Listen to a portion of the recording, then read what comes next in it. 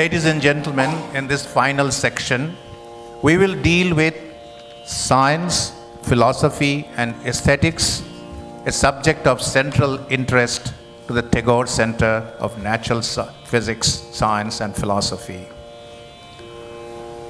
This area has remained scientifically much unexplored and undiscovered. About this, the poet's son, Rabindranath Tagore, has written in Pran Tattva, quote, "We know car engines have to be fed petrol that provides energy to help rotate the wheels. The same process applies to animals. The latter are able to function from the derived energy by burning food intakes with oxygen. The burnt fuel is emitted by motors to their exhaust pipes. We too have various forms of excreting the discarded food items. From this point of view, it is apt to draw a comparison between animals and machines. The crucial difference, however, is man has not been able to create a super machine like the human body. The characteristic feature of the latter is its ability to self-correct its mechanisms when they go wrong. The machines, however, do not possess this skill. They need engineers to fix them," Rabindranath wrote. Further, a segment of scientists had once harbored the fallacious notion that every animal is like a machine. The humanists, philosophers, and theologists, on the other hand, are aware of the supernatural power that a man is endowed with. This life energy, what Bert Shaw had called élan vital, must be appreciated in order to comprehend the complex life processes. Admittedly, many of physiological activities are mechanics-driven and may even be understood on the basis of chemical and electromagnetic methods. Yet, no laboratory device can measure our thoughts and emotions. The unfathomable and deep mysteries of cognition can never be explained by the laws of mechanics, just as the latter do not account for the process of procreation, upbringing, and transformation of humans, unquote. In the earlier mentioned essay, Srabon Shondha, Gurudev had written, and I quote, "Man has an intriguing relation with nature. Nature manifests differently in the external world and in the inner soul of man. Take, for example, flower. No matter how elegant it looks, it seems to have arrived in the earth on a call of duty. The attire of the flower appears to be like that of a uniformed office-going employee. Its mandate is to yield fruits. That is why flowers are endowed with color and fragrance. As soon as the buds are pollinated by bees, the flowers get busy to shed the leaf cover to dissipate the attractive scent. They seem to have no time other than the work assigned to them by nature. In this venture, the bud easily transits to flower, the flower to fruit, the fruit to seed, the seed to tree in the journey of evolution. A failure to perform this duty of nature mercilessly causes the tree to shed the flower. It is the same flower, however, that finds complete leisure when it enters the domain of human perception and soul. It serves the dual purpose of an active worker in the external field of nature and at the same time as a manifest epitome of peace and beauty within the inner self of man. Science says, no, you are wrong. The only purpose of a flower is to perpetuate the cycle of nature. You are needlessly connecting it to your aesthetic senses. But our heart says, there has been no illusion. Just as the flower knocks on our doors as a captive laborer, it manifests at the same time as a symbol of freedom. How can we accept one form as true and the other not? The following song on flower that we are going to now hear is taken from Chandalika. You may of course query on what is its relation with science. Yet, the point is, the genius of Tagore is multidimensional and holistic. He had taught us to view our entire existence within an all-encompassing, coherent, and undivided whole.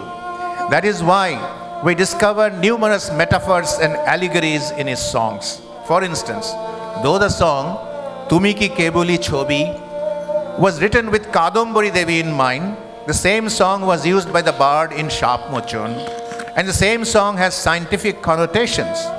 ওই যে সুদূর নিহারিকা যারা করে আছে ভিড়, ওই যারা দিনরাত্রি আলো হাতে চলে আছে আঁধারেরও যাত্রী গ্রহ তারা রবি।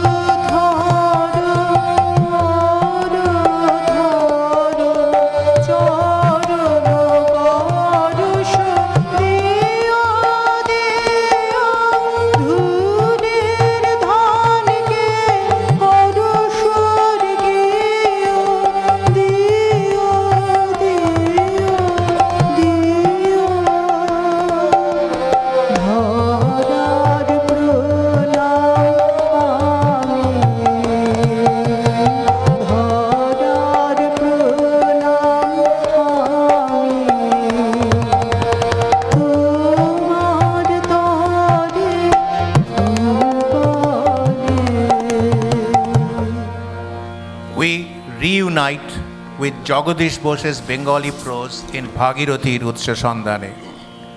এখনো ভাগীরথী তীরে বসিয়া তাহার কুলুকুলু ধ্বনি শ্রবণ করি, এখনো তাহাতে পূর্বের ন্যায় কথা শুনিতে পাই। এখন আর বুঝিতে ভুল হয় না, নদী তুমি কোথা হইতে আসিয়াছ, ইহার উত্তরে এখন সুস্পষ্ট স্বরে শুনিতে পাই, মহাদেবের জটা হইতে। ওগো নদী আপন বেগে পাগল পারা, আমি স্তব্ধ চাপার তরু গন্ধ ভরে তন্দ্রাহারা। ওগো নদী আপন বেগে পাগল পারা, আমি সদা অচল থাকি, গভীর চলা গোপন রাখি। আমি সদা অচল থাকি, গভীর চলা গোপন রাখি।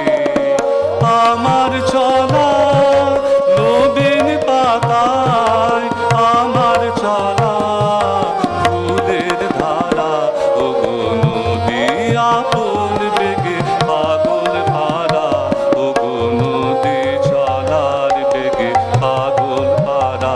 পথে পথে বাহির হয়ে আপন হারা, ওগো নদী চলার বেগে পাগল পারা।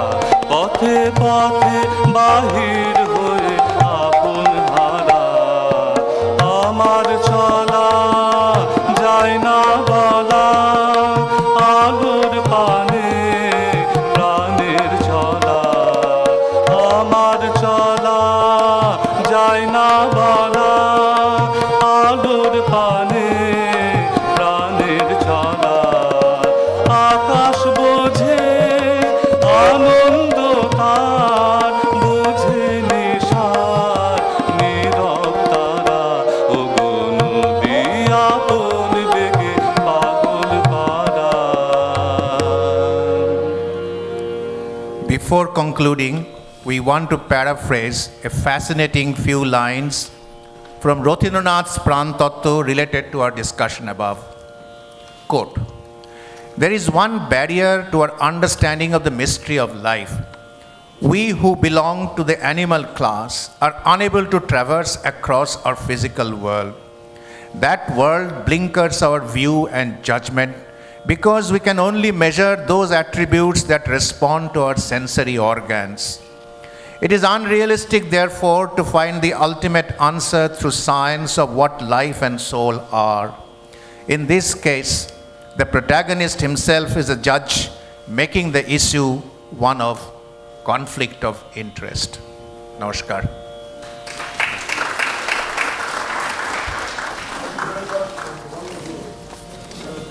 Huge canvas. Can I ask you a favor? If you could go back to Nataraj in your presentation, can you? The Nataraj picture. One in the open daylight, another at night. I want to make a point, if you don't mind, before I call on my distinguished friend. You see, Emmanuel gave a talk from Sard to Sky, and that Nataraj is sitting at Sard. It's interesting. And if you see this Nataraj and let your imagination fly, then he or she or Nataraj is in a mood to destroy everything. And that's the reflection of destruction. But if you go the next morning, next one, then it's daylight.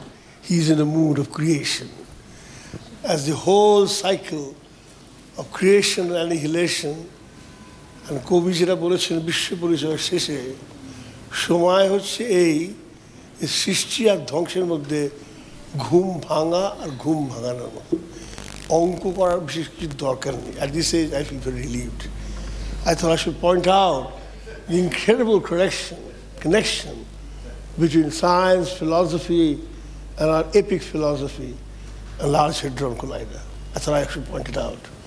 Thank you very much once again for all of you. Thank you, Bikash. Wonderful.